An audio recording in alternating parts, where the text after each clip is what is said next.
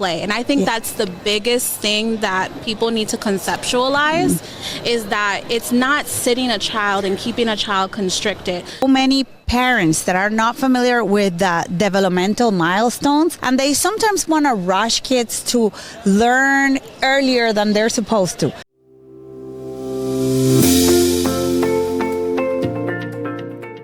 Welcome to Raising Innovators, and today in this episode we have a very special guest, Lenita Flores, with a very successful title, working from Illumine. Can you go over what is the title again?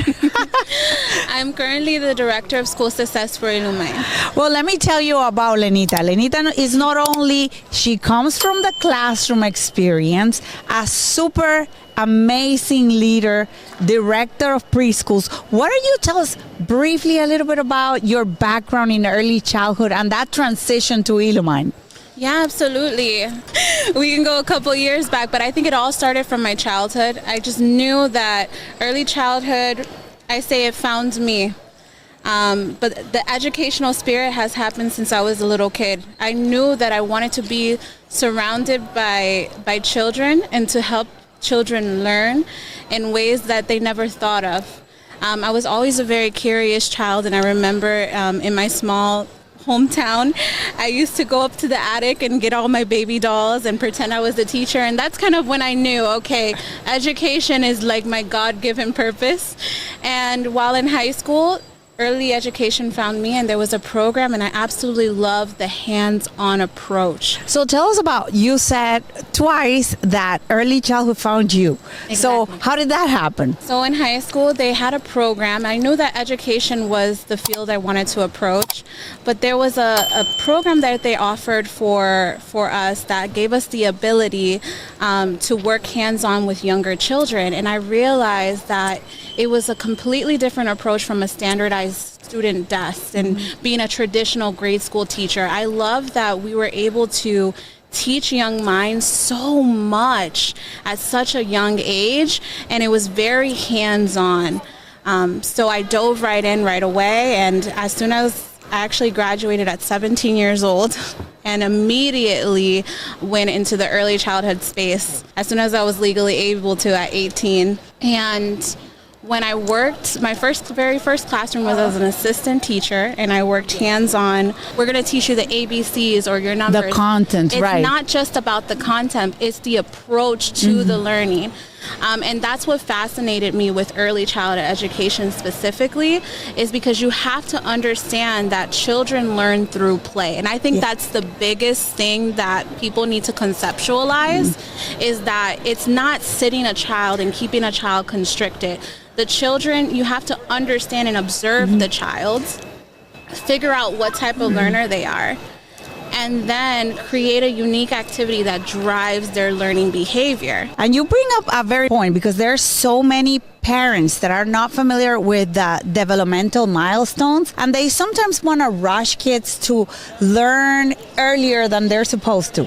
There's a progression, and especially during the early years, 0 to 3, 0 to 5, they learn through their bodies, like you were saying, hands-on. Sitting is not a right approach for them. It has to be very intentional, and that's when you start discovering what you said, the individual learning style of a child.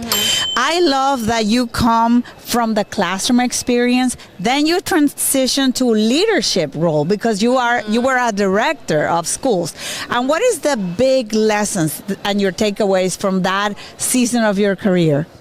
I think the most important takeaway was that I was able to experience every single role prior to me even getting to an official leadership title.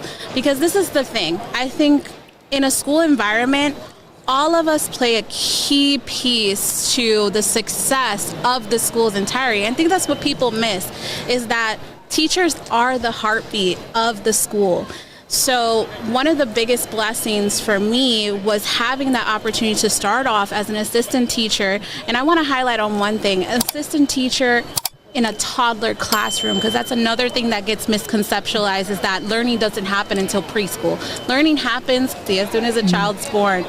So me being able to be in all those different roles crafted and molded me to become the leader that I was when I did have the opportunity to become an assistant director and ultimately run a school from the ground up of around 215 students, 27 staff members, because you were able to live in their shoes. So for me, I believe just like how we are supposed to be a hands-on teacher, we need to be a hands-on director. Absolutely. I truly believe in coaching my team, that we all play a key component, and when we all respect each other, we're able to create an environment that benefits all of us, because the sole purpose is for all of us to be unified for the best benefit of the children. I love that approach. And from that, you transition and you bridge to helping other directors with Illumine. Do you want to tell us a little bit about Illumine? So Illumine is an innovative platform. So what drew me to Illumine was actually I was a fan at first. I remember I was looking and I found them and I was like, oh wow, Illumine is an all-in-one software. And what makes Illumine so special is that it is the first software for early education that has integrated AI technology to help support in all aspects. So we're not just talking about just for the students.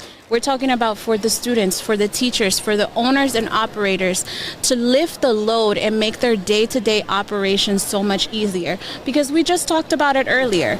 A key factor in becoming a great leader is that you have to live through the shoes of everybody. You have to understand each component, the parent's perspective, the teacher's perspective, and also the administration's perspective. So the cool thing is Illumine understands that. So it's able to offer components to help directors, parents, and also teachers run their day-to-day operations more smoothly and efficiently.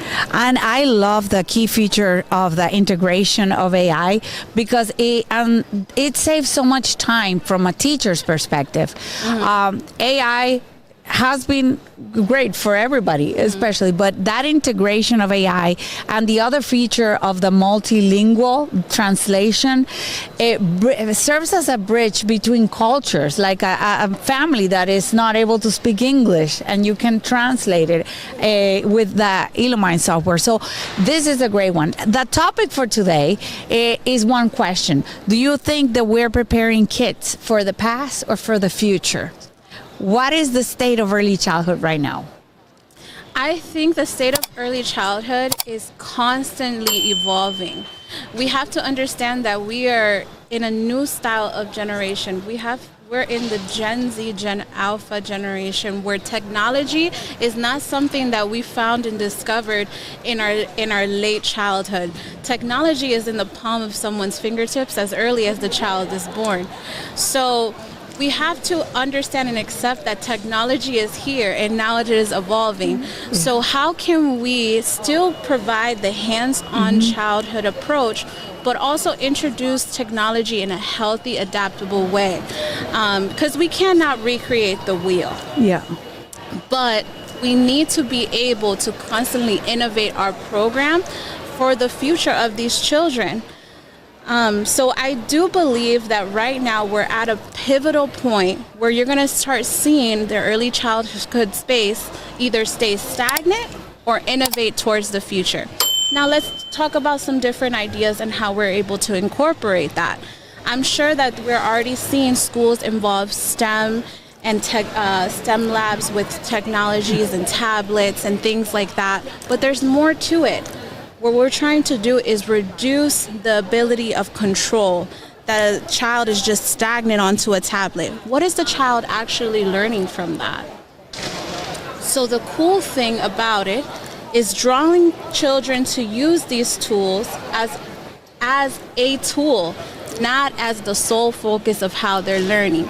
So Absolutely. Incorporate the hands-on materials, but then offer technology to be an asset, not to be the head leader of the child. Yeah, and make them dependent or consumers or scrolling. That's in order to prepare children for the future. What are the recommendations that you make to your clients as a success specialist? So I think the premise is I want to understand, first and foremost, before I'm able to even provide insight, I first want to understand your vision for the school. So questions like these: where is your school now, but where do you see yourself in the future? Where are your students now, but how do you want to see your students in the future? From there, once I understand their vision, their theology, their goals, then I'm able to introduce to them different solutions, because we still don't want to lose that either. We don't want to have a copy and paste of different of the same childhood-centered schools. We want diversity, because there is many different styles of learning, and one student may not thrive in one school, whereas the other, they may be thriving because they have a different theology. I think all is needed. But once I get that and I understand and we build that relationship, then I'm able to offer alumni, which is a universal tool to help them support and lift the load and offer solutions that you're able to utilize it in their program, and they still do not lose sight of their original vision and their goal and how they want their theology to look like for their school. Well, I love that perspective, because by providing providers with technology tools like that, you help them focus on what matters most, that is the children and their program. Thank you so much for being part of the Raising Innovators podcast. And if providers are interested in learning more about Illumine or how to contact you, how can they do that? Yeah, absolutely. They can reach out to me directly at my email, lenita@myalumni.com, or just go to our website, illumni.app. Thank you so much for being part of the podcast. My pleasure.